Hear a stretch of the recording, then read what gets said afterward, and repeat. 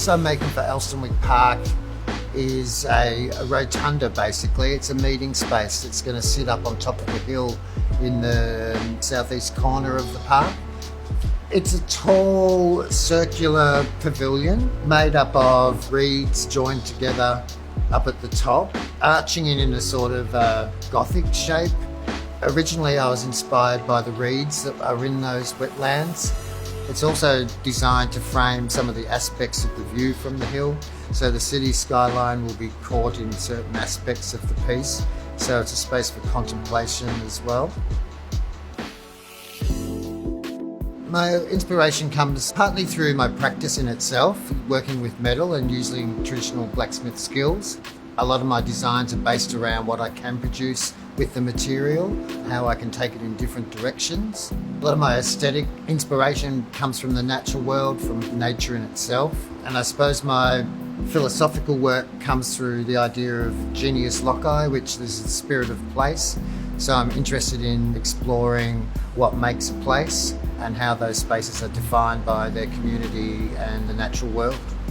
I don't use any CAD design or modern design techniques.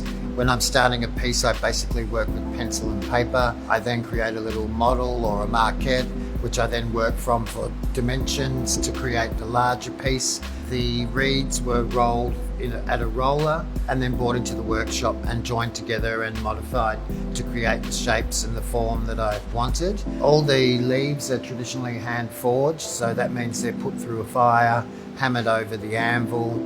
There's no laser cutting.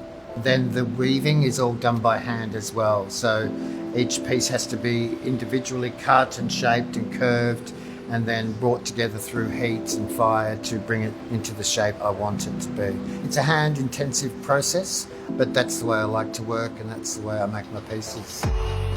I hope it really does sort of spark imagination for kids. I had my young nephew in here the other day and he was sort of imagining being a little animal living in the reeds. That was really a nice thing to see. I hope it does sort of create a sense of contemplation and also celebration. It's one of the only sort of remnant wetlands of the Elster Creek that runs through the northern part of the park. So I want people to sort of acknowledge the space, as it's called, spirit of place. I want people to have a think about the purpose of public space and how they sort of enrich our lives and how they define our communities, really.